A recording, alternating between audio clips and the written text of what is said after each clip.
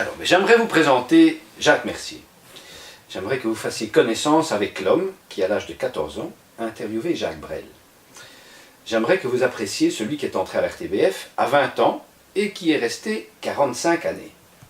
J'aimerais vous faire sourire quand il évoquera des émissions comme Le Jeu des Dictionnaires, Fort en tête, La Semaine infernale, Bonnie and Clyde. J'aimerais vous faire réfléchir à l'écrivain qui a publié plus de 50 ouvrages dans tous les genres possibles.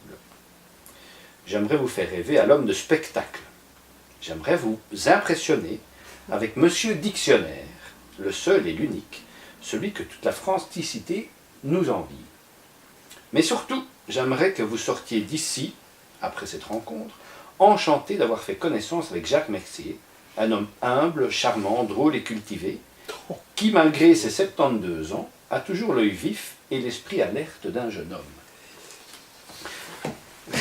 Je touche du bois. Alors mon cher Jacques, Oui. tu es né en 1943. Ouais, pendant la guerre. Est-ce que tu aurais voulu naître à une autre époque?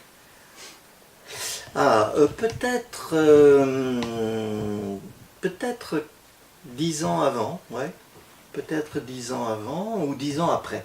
Là, c'était la guerre. Et donc, évidemment, mes premières années, je ne m'en souviens pas, donc je ne sais pas s'il y avait beaucoup de restrictions. J'imagine que oui, quand même, qui a peut-être m'a empêché de grandir et de rester petit, peut-être physiquement, ce qui change tout dans la vie, je pense. Mais surtout, il y a l'après-guerre qui était une période, en tout cas pendant mon enfance, qui était une période un peu, on dirait aujourd'hui, stressante, parce que l'idée était de ne pas, on ne nous parlait pas de la guerre, c'était, les parents voulaient oublier, et surtout on disait, attention, pourvu qu'il n'y en a plus une qui arrive. Et donc cette crainte, je l'ai en moi depuis toujours. Enfin, je ne me dis pas attention à la guerre, parce qu'il y a la guerre partout, tout le temps. Hélas, je l'ai appris. Mais peut-être que ça a gâché une partie de mon insouciance que j'aurais pu avoir jeune.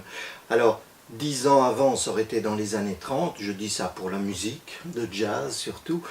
Et pour cette espèce de folie qui suivait les années folles, la musique de cette époque-là me plaît beaucoup. Et puis, 10 ans après, j'aurais été tout neuf, innocent, dans les années 60s. Et dans quel type de famille es-tu né?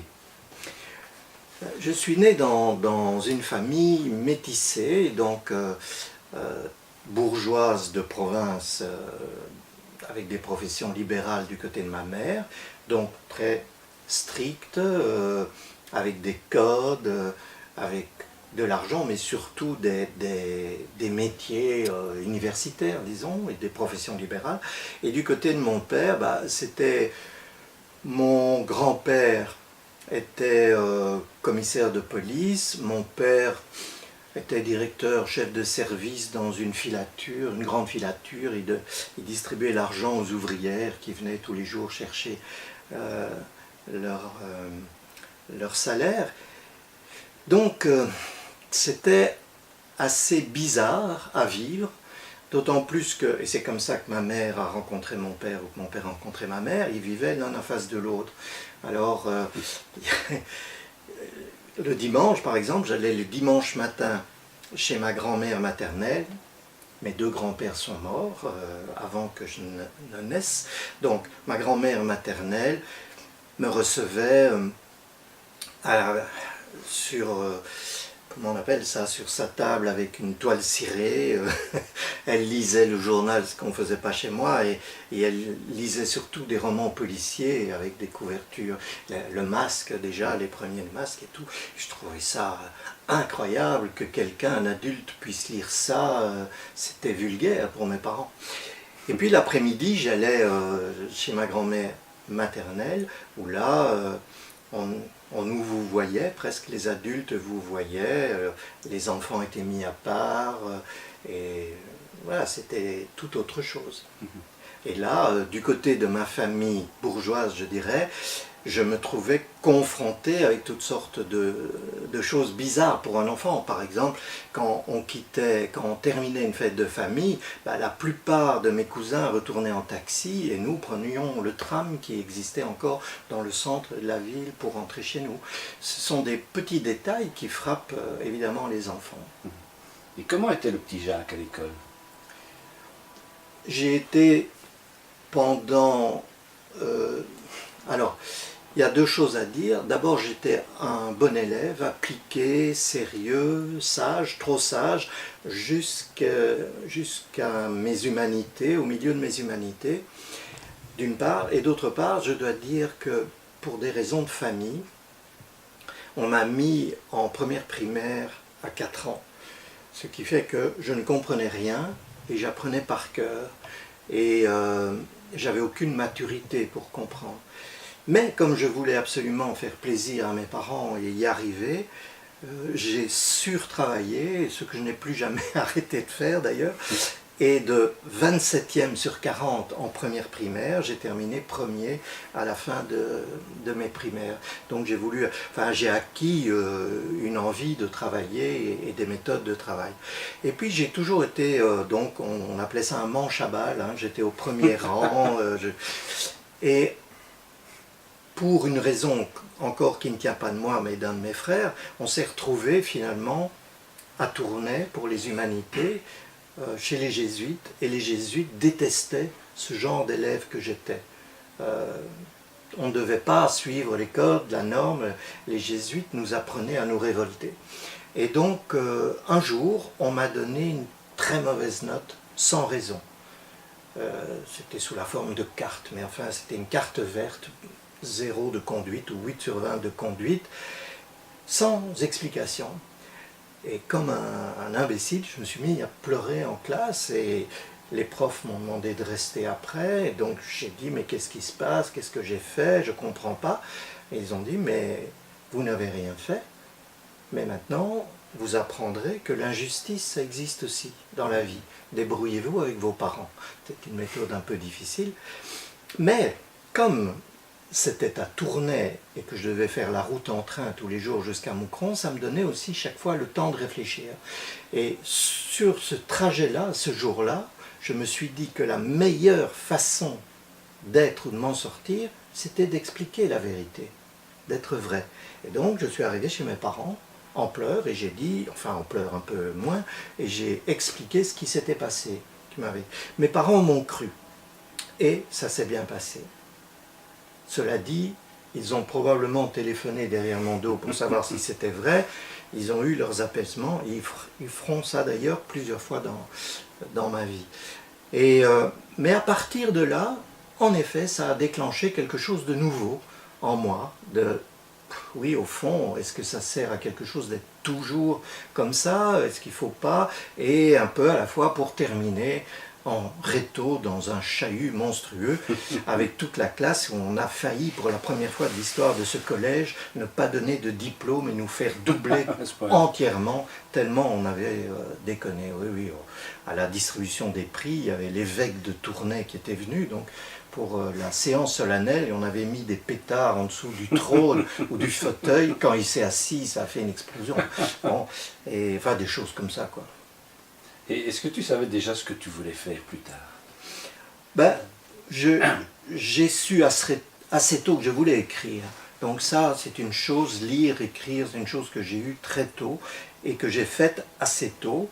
Donc j'ai commencé à écrire des articles pour un journal scout et c'est dans ce cadre-là que j'ai donc, à un moment donné, on m'a dit, Jacques Brel vient, il y avait quelqu'un à Moucron qui s'occupait de ces gars-là, qui m'a dit, si tu veux, tu peux venir, toi qui fais des articles, il est scout, il a été scout, et c'est comme ça que j'ai rencontré Brel, et à partir de cette rencontre et de cette interview de Brel, je me suis dit que j'allais être journaliste, point final.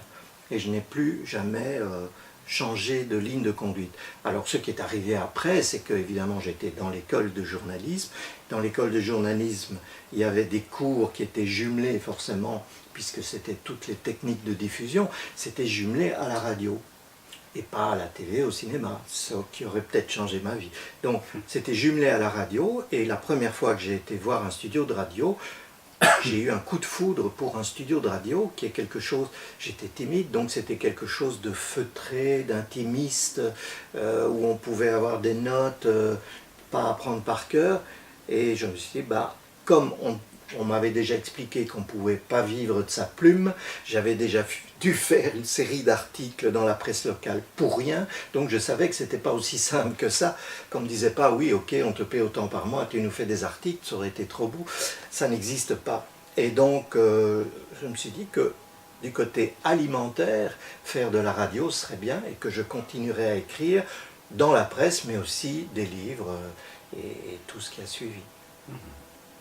Et quels sont les premiers écrivains qui t'ont marqué, que tu as lu, dont tu te souviens vraiment? Oh bah, il y avait toute la série d'écrivains scolaires, plus ou moins conseillés dans les écoles catholiques. Je sais pas, moi je me souviens de Cronin, de Mauriac évidemment, de Bazin, Nœud de vipère de Mauriac ou Bazin avec sa mère, j'ai oublié le titre. Et puis l'arrivée, puis j'ai lu Le Petit Prince par exemple, enfin ces choses-là, tout Hergé, que je considère comme des romans au fond, des romans écrits, mais qui sont vraiment des livres, oui, des romans quasi autobiographiques où il met tout ce qu'il est lui. Et puis est arrivé, je pense que c'est en 1958, le livre de poche, qui m'a en quelque sorte ouvert une première fois sur une autre lecture que cette lecture obligée. Je lisais évidemment les Bob Moran, la patrouille des castors, non, le truc des 5, là, le club des 5, voilà, toutes ces choses-là pour adolescents. Le Prince Éric, et puis il y avait une collection d'un jésuite qui s'appelait, enfin la collection s'appelait Belle Humeur, le jésuite s'appelait Antoine Humblet, et on nous conseillait ça chez les jésuites, mais c'était des lectures édifiantes, épurées, où les bons sentiments gagnaient à la fin, et il n'y avait pas de filles encore, ou très peu dans ces livres-là. Et puis donc l'arrivée du livre de poche, inventé par le père de Daniel Philippaki, qui faisait Salut les copains et qu'on écoutait, Henri Philippaki, m'a permis de ne pas emprunter seulement les livres de la bibliothèque, parce que c'est ça que je faisais, parce qu'il n'y avait pas d'argent pour acheter des livres, donc j'empruntais à la bibliothèque, mais c'était du coup surveillé, donc je ne pouvais pas acheter, voilà. Et à partir du livre de poche, j'ai acheté, par exemple, La Métamorphose de Kafka. C'est un des premiers livres en poche que j'ai acheté. Et bon, ça m'ouvrait sur l'imaginaire d'ailleurs, c'était le premier choc avec quelque chose qui pouvait ne pas être la réalité, ou la réalité inventée est trop belle. Et donc, à partir de là, bah, j'ai acheté Cocteau, puis alors après, j'ai lu une série de... Alors, je lisais Monterland, Julien Green, oui, tout ça me plaisait beaucoup, ouais. Je lisais beaucoup. Et je lisais, adolescent, j'achetais le Figaro, le jour du Figaro littéraire. Je lisais le bloc-notes de Mauriac, qui était superbe, hein, qui était gaulien, donc j'étais devenu gaulliste aussi. Mais en parlant du Figaro, tu m'as parlé juste avant l'interview que tu avais justement un projet qui venait de se réaliser avec le Figaro, justement. Oui, c'était une demande dont je suis très fier, effectivement, de faire un billet une fois par semaine sur les nouveaux mots. Mais c'est intéressant qu'un journal aussi lu et connu que le Figaro fasse appel à des écrivains, des grammairiens belges, parce que c'est une spécificité de la Belgique, comme la bande dessinée, comme l'imaginaire. On continue cette grande lignée oui, c'est intéressant. C'est mieux que d'entrer à l'académie, par exemple, je trouve. Et tu as publié ton premier livre en 1978, à 35 ans. Pourquoi est-ce que tu as attendu, c'est un livre qui s'intitulait « Parfois ». Oui. Pourquoi avoir attendu si longtemps? Eh bien parce que ce livre, parfois, a été écrit, pour la première partie en tout cas, quand j'avais 16 ans et demi. J'étais en réto et je l'ai envoyé, donc j'avais fait un manuscrit, un premier livre. Il faut dire que depuis que j'ai 14 ans, j'écrivais tous les jours dans un carnet de bord, des cahiers d'écoliers, Et qu'un peu à la fois j'écrivais des petites histoires, des poèmes d'abord, et des petites histoires, des nouvelles, je racontais la vie. Et puis tout à coup je me suis dit, oui je vais écrire un roman, parce que j'étais fort influencé, ou j'aimais beaucoup Sagan, que justement en livre de poche j'avais découvert, donc Un certain sourire, Bonjour tristesse, ces premiers. J'avais écrit un roman qui était assez court, et figure-toi, c'est un peu idiot, mais on n'avait pas encore les ordinateurs, le nombre de signes. Je me suis amusé à compter le nombre de mots qu'il y avait dans le livre de Sagan qui triomphait. Et donc j'ai fait un roman qui avait exactement le même nombre de mots, mais c'était très court ça. Hein. Je l'ai envoyé à Paris. Alors j'ai pris un pseudonyme parce que mes parents ne voulaient pas entendre parler de l'écriture, de la poésie, du journalisme. Enfin du côté de ma mère surtout, ils ne voulaient pas. Donc il fallait que je sois... Enfin, ils me voyaient plutôt avocat, disons. Et j'ai pris comme pseudonyme Tristan Méry.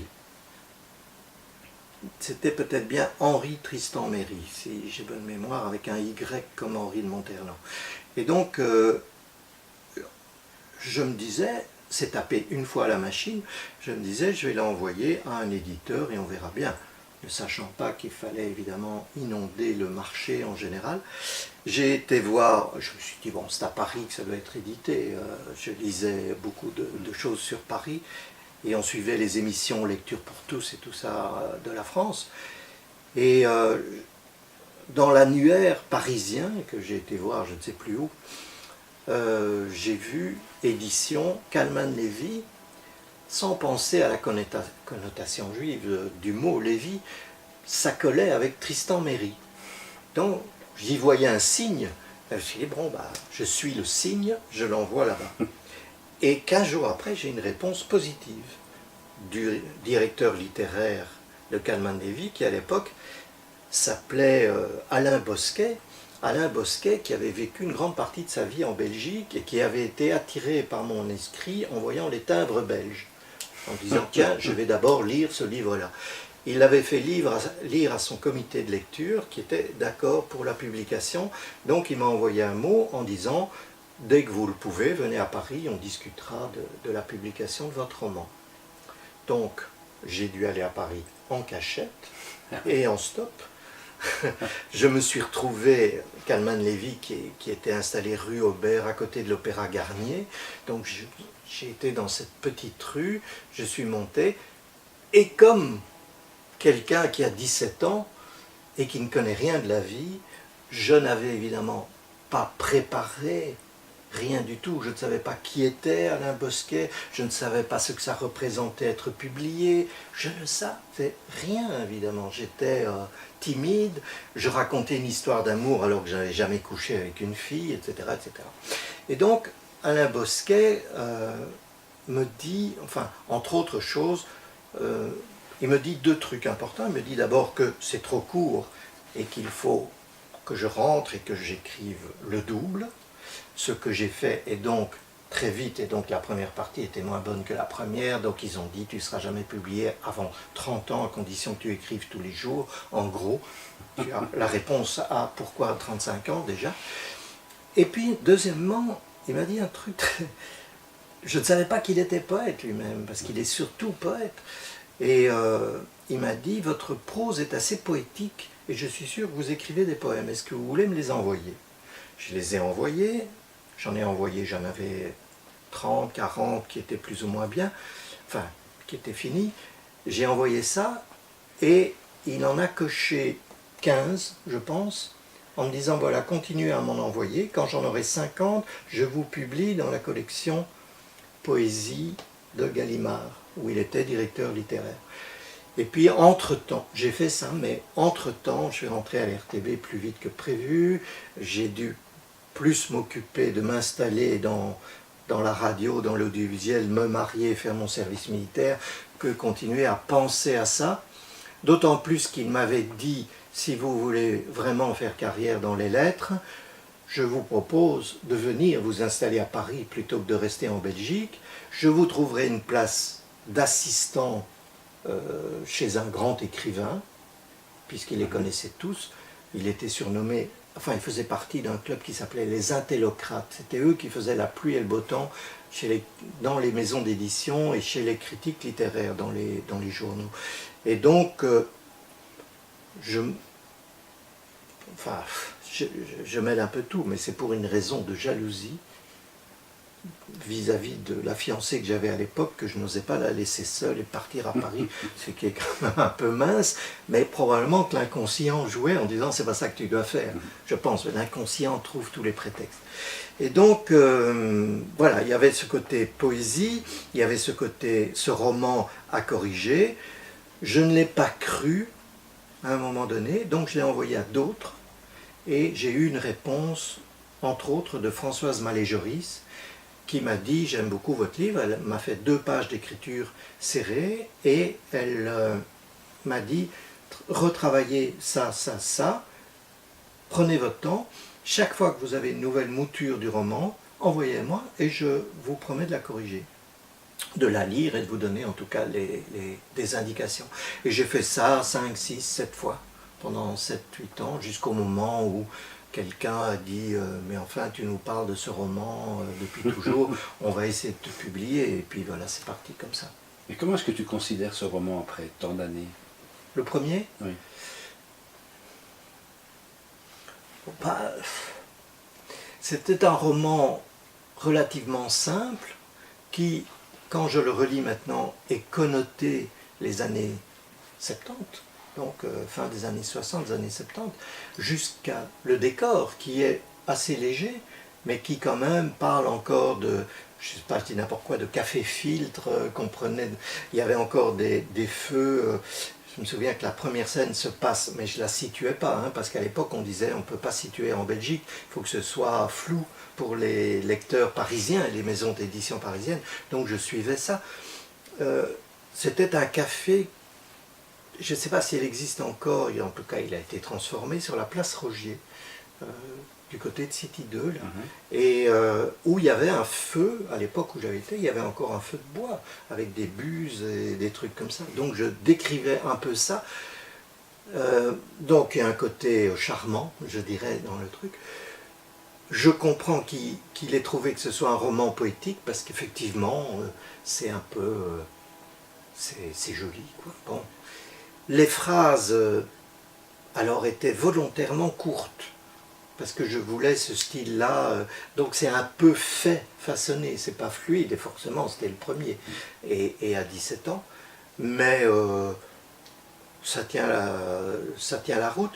Je dirais même que j'ai refeuilleté d'autres romans que, à partir du moment où il a été publié, j'en ai fait 4 ou 5, un par an en suivant, de romans, sans plan, en partant à l'aventure avec cette, comment je vais dire, cette formidable création qui nous prend tous quand on se réveille le matin et qu'on dit je dois continuer, et que la suite est là, sans qu'on l'ait pensé, sans qu'on l'ait écrite, sans plan. C'est quelque chose qu'on retrouve difficilement, que j'ai retrouvé une fois ou deux après, mais là, elle y était à chaque fois. C'était une aventure dans laquelle je passe. Tout était changé pendant la durée de l'écriture. J'étais hyper sensibilisé parce que je continuais à vivre dans ce roman tout en faisant mes émissions de radio et tout, et en ayant mes aventures amoureuses. Donc, et tout revenait d'une manière ou d'une autre dans mon roman, puisqu'il se nourrissait de la vie présente. Eh bien, alors, ils sont peut-être un peu, par rapport à ce que j'ai écrit après, ils sont un peu, comment dire, non pas confus, mais difficiles, je dirais. Voilà, ils sont difficiles, parce qu'il y avait plusieurs plans de lecture, plusieurs histoires. Mais, cela dit, beaucoup moins difficile, je ne sais pas moi, que Ulysse de James Joyce ou un truc comme ça, hein, pour donner des comparaisons. Donc, tout est relatif. Mais, pour moi qui voulais être lu, parce que j'étais journaliste avant tout, pour moi qui voulais être compris, parce que je faisais déjà de la radio ou de la télé, ça a toujours été très important de ne pas être abscon. Même dans la poésie, j'ai toujours tenu à ce que si on ne me comprenait pas, au moins qu'il y ait une lecture jolie et dont les mots puissent inspirer. J'ai jamais voulu mettre de mots très compliqués ou savants. J'ai toujours traduit, quand il y avait une phrase qui était difficile, on me dit mais ce verbe, ça veut dire quoi exactement? Je le remplaçais par un synonyme qui était plus général et plus compréhensible. Toujours, toujours. Ça a toujours été une conduite. Et pourquoi l'écriture? Qu'est-ce que ça t'apporte réellement? Oh. C'est une manière, enfin, c'est une création. Donc, je pense qu'on doit tous créer quelque chose dans la vie. Ça peut se traduire dans un autre art, dans une autre activité, la création. Ça peut être faire des mots croisés ou inventer des mots croisés. Hein. La création, il n'y a pas de hiérarchie, je dirais. Mais comme j'ai écrit très tôt et comme j'aimais ça, probablement par timidité ou parce que je n'osais pas parler, donc je ne pouvais pas parler avec les adultes à mon époque. Donc j'avais très peu de contacts en dehors des profs, du pouvoir, des curés, etc. Donc c'était très difficile. La seule manière que j'ai trouvée, c'était plutôt de me confier un journal et d'écrire mes pensées, en dehors de mes amis, mais je ne confiais pas tout à mes amis. Donc, ni aux filles que je rencontrais, je n'osais pas leur parler. Donc, j'ai pris l'habitude, et comme j'ai écrit tous les jours, ma pensée ou mon trop-plein de choses ou d'idées s'est traduite dans l'écriture parce que c'était ce que je faisais le mieux. Si j'avais fait des photographies, si j'avais eu un cousin photographe qui m'expliquerait, qui m'aurait expliqué comment ça marchait, comment je pouvais, j'ai fait ça après, mais si j'avais fait ça tout de suite et que c'était devenu facile pour moi de m'exprimer comment, je serais peut-être devenu un photographe. Voilà, c'est un peu par nature, je dirais, que j'ai poursuivi l'écriture. Alors, une fois que ça nous plaît, évidemment, j'ai écouté les conseils de lecture, d'écriture, et un peu à la fois, j'ai pris une jouissance à créer et à écrire, quelle que soit la phrase. Si le matin, j'ai des carnets un peu partout, j'ai des notes un peu partout, si j'ai envie à 5h30 du matin de me dire, tiens, ce mot-là est joli, je l'entends ou je le lis, ben, je le note, je ne sais pas à quoi ça va servir. Mais il y a, c'est devenu ma nature d'écrire, disons. Et, ouais. Est-ce qu'il y a des livres de toi qu'on ne lira jamais, que tu ne veux pas qu'ils soient publiés? Non, ça n'existe pas. De livres secrets, comme Amélie Nothomb qui, dit-on, en a des dizaines, mais elle ne fait que ça. Et non. Alors, il y a un livre que j'ai publié avec un peu de réticence, dont j'ai rompu le contrat, qui a été mis sur scène plusieurs fois, et j'aimerais autant que ça s'arrête, qui s'appelle Excès, et qui est tout à fait à part dans les livres que j'ai écrits. D'abord parce qu'il a été édité en France et que c'est le seul, oui, à part les numériques, mais maintenant la mondialisation, géographiquement, ça n'a plus de sens. Mais à l'époque, Excès raconte crûment une partie de ma vie qui était difficile. C'était une partie d'excès, de boissons, de filles, etc. Et ça fait partie de ma vie, donc tant mieux de l'avoir écrite, mais dans la mesure où les écrits restent et que ça va être hors contexte, je ne sais pas, ça ne m'inquiète pas de savoir ce qui va arriver après ma mort, mais imaginons que je préférerais, tant qu'à faire, qu'on garde un fou rire de moi dans le JT que il m'a donné des envies parce que j'ai lu telle ou telle page d'Excès. Voilà. Mais pas grave. Mais ça, c'est un livre qui est assez introuvable de toute façon, pour le moment. Tu es un amoureux de la langue française, on le sait, et pourtant tu habites à Halle, en région flamande. Pourquoi être venu habiter ici? Par amour, disons. Oui. Il se fait que la femme de ma vie est très francophile et n'a absolument aucune pointe d'accent en français. Quand je l'ai rencontrée, ce fut un coup de foudre, et je n'ai su que le lendemain qu'elle était flamande, et je ne voulais pas le croire d'ailleurs, donc je lui ai demandé de dire une phrase en flamand avec beaucoup de R gutturaux, elle l'a fait, j'étais mort de rire, effectivement, c'était une autre personne en flamand qu'en français, je dirais. Et quand il s'est agi de vivre ensemble, elle a souhaité vivre le plus proche possible de l'endroit où ses parents vivaient, et puis finalement c'est ici, on est dans sa maison natale, qu'on a finalement racheté à la mort de ses parents et qu'on a transformé, entre autres dans ce bureau qui fait 2 anciennes chambres.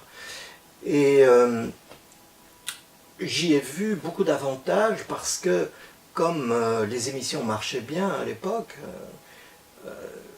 du côté francophone, j'étais régulièrement arrêté dans la rue. Bon, c'était très sympa. Mais ici, tout à coup, je n'ai plus du tout eu ça. Donc j'étais dans un calme, une tranquillité absolue. Alors, le fait de ne pas parler flamand, parce que je ne parle pas flamand, au fond, parce que ma femme est flamande et vit ici, est née ici, ça posait aucun problème. On me disait, j'étais pas un couple de francophones qui venaient s'installer la tache d'huile française. Donc j'avais appris une petite phrase, bon j'ai toujours appris parce que quand on change de facteur, je la redonne, c'est Ik ben Franstalig, maar ik heb in Vlaams vrouw getrouwd et zij is te Halle geboren. Et en général, je ne vais pas jusqu'au bout parce qu'ils sentent bien mon accent et ma difficulté, ça les fait rire. Et ils disent, tu peux parler en français. Bon. Et bon, à part à la commune, avec la police, où là, ils ne parlent pas français, du tout, ils ne veulent pas parler français. Sinon, ailleurs, il y a 25% de francophones au centre de BHV, on le sait, c'est d'ailleurs pour ça qu'ils avaient des problèmes. J'ai pas eu beaucoup de soucis avec ça. Même quand la télé venait ici avec ses camions, filmait des morceaux d'émissions, même quand Adamo ou Gueluc viennent ici, il n'y a pas d'attroupement parce que, à la limite, ils les connaissent. Bon, Adamo et Gueluc, ils connaissent un peu, mais enfin, c'est pas comme si j'avais continué à habiter à Braine-l'Alleud, où il y avait alors les chemins de la culture qui venaient avec son écharpe accueillir les gens. Et ça m'a aussi évité de devoir être membre de la confrérie de la tarte al jod, de trucs un peu partout, parce que c'est ça évidemment qui attend. Enfin, je vois des collègues qui adorent ça. Moi, je suis toujours resté relativement timide, et donc c'est pas le genre de choses. Et comme je suis, mais alors pas du tout mondanité, c'est vraiment si je suis obligé, ou pour rendre service ou pour des œuvres. C'est les seules choses que j'ai faites dans ce style. Mais sinon, j'ai eu, dans une première vie, j'ai fait le showbiz et les mondanités à l'époque où j'étais jeune et que c'était normal, parce qu'il fallait qu'on rencontre des gens. Donc, dans les années 60, 70, ces 2 décennies-là, j'ai tout fait. Alors j'ai voyagé partout dans le monde, j'ai fait des reportages partout, j'étais à Paris dans les cocktails, dans les premières, à l'Olympia, je connaissais tout le monde, je draguais les filles, j'allais voir les Beatles à Londres, j'ai tout fait, ce qui fait qu'au moment où j'ai rencontré ma deuxième femme, j'ai changé de vie, mais carrément. Donc j'ai arrêté de boire, j'ai fait des émissions du matin, ce qui m'empêchait de sortir le soir, et j'ai complètement changé de vie, et c'est à partir de là que j'ai commencé à écrire et publier tous les livres qui ont suivi. Et ta ville natale, Moucron, ne te manque-t-elle pas? Non, non, c'est pas... Alors c'est une ville chaleureuse qu'on peut comparer un peu par ses habitants à Charleroi, qui est une ville aussi chaleureuse quand on connaît les Carolos. Comment être autrement que chaleureux? On ne peut pas se vanter de la beauté de la ville de Moucron, de son passé, etc. Donc, il n'y a rien sinon la chaleur humaine et l'accueil. Bien sûr, c'est la ville de mon enfance, donc quand j'y retourne, j'ai beaucoup d'émotions à retrouver les coins où j'allais promener mon chien, où j'étais à l'école et tout ça. Mais en dehors de ça, on avait l'habitude de dire qu'on sait bien si on s'en sort.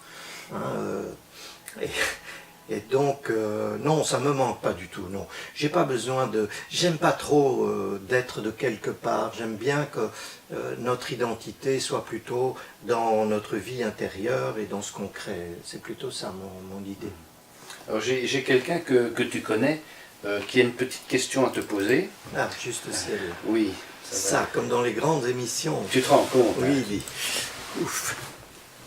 On ose. Hein. Ne me fais pas des surprises terribles avec ma même. première fiancée ou quoi, hein, parce que si je la reconnais pas, c'est foutu. Hein. Ah.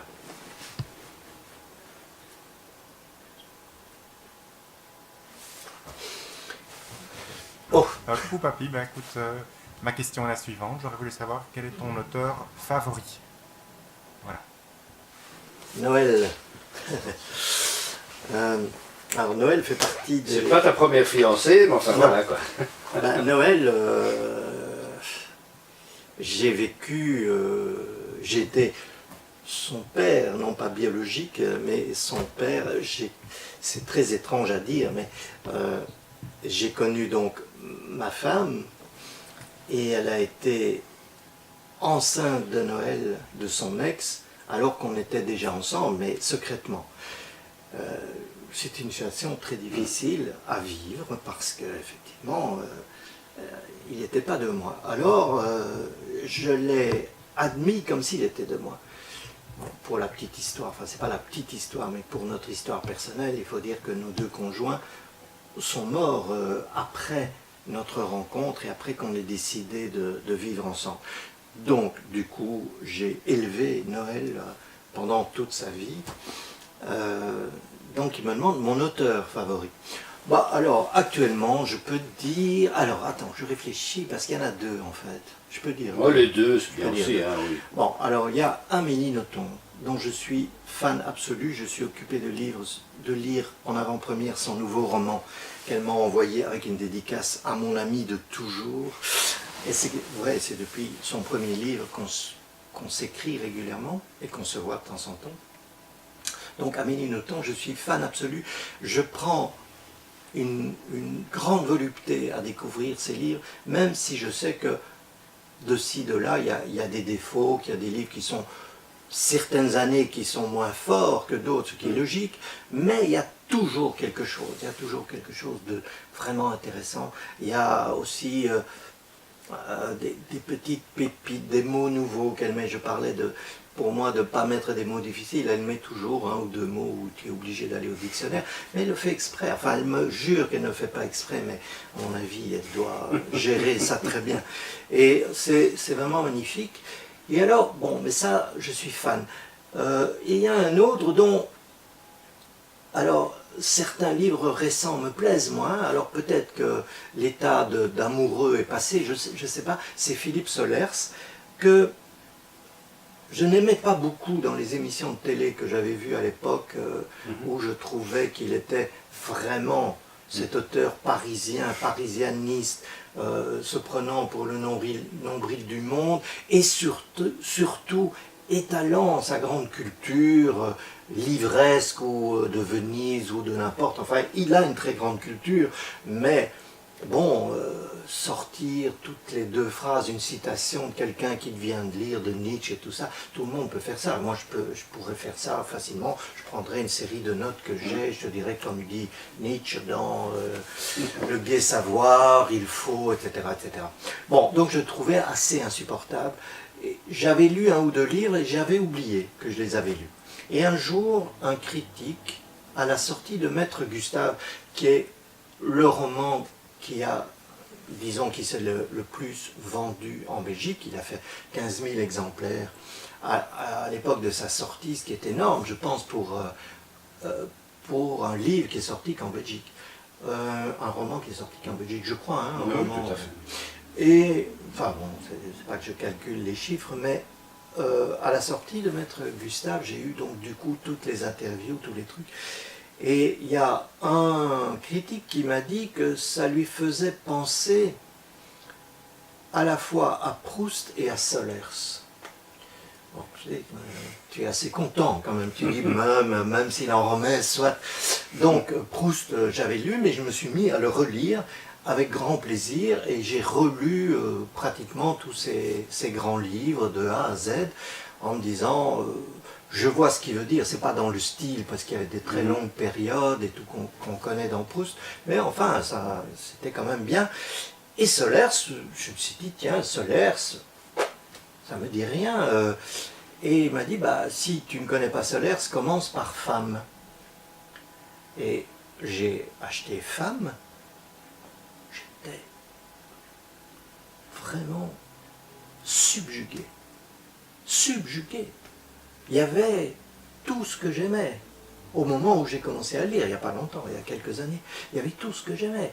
Il y avait un côté autobiographique, il y avait la culture que j'aimais puisqu'il allait dans tous les sens, je pouvais apprendre des choses, il renvoyait à des livres, à des musiques souvent que j'ai acheté, que j'écoutais, je dis mais en effet je ne connaissais pas ce deuxième mouvement de Mozart ou de Bach, etc. par tel, et il y avait tout, enfin il y avait une sorte de nourriture dans la lecture, plus bon, son rapport aux femmes qui est un peu bizarre parce qu'il est multiple, et enfin voilà. Et je me suis dit, bon, si tout Solers c'est comme ça, alors j'ai acheté un autre Solers, même impression, eh bien j'ai acheté 25 Solers à la suite l'un de l'autre. Chaque fois que j'en avais fini un, j'en achetais un autre, et j'ai comme ça 25 plus 5 qui sont sortis depuis, je crois, donc une trentaine de Solers que j'ai lu jusqu'à... Et puis non, j'ai pas eu d'indigestion de Solers. Simplement, je trouve maintenant qu'il se redit un peu comme d'Ormesson, où les 2-3 livres sont un peu semblables à la fin, bon, ou comme les chansons d'Adamo. Il y a un moment donné où effectivement, on a une idée qu'on décline différemment, et tant mieux s'il gagne des nouveaux lecteurs, et tant mieux si les autres lecteurs, c'est un peu ce que je disais pour Amélie Nothomb, bon, peut-être qu'il n'y a que 5 livres importants dans Amélie Nothomb, ou 3, ou 1, ça suffit déjà. Voilà, donc la question était, quel auteur préféré? J'ai répondu.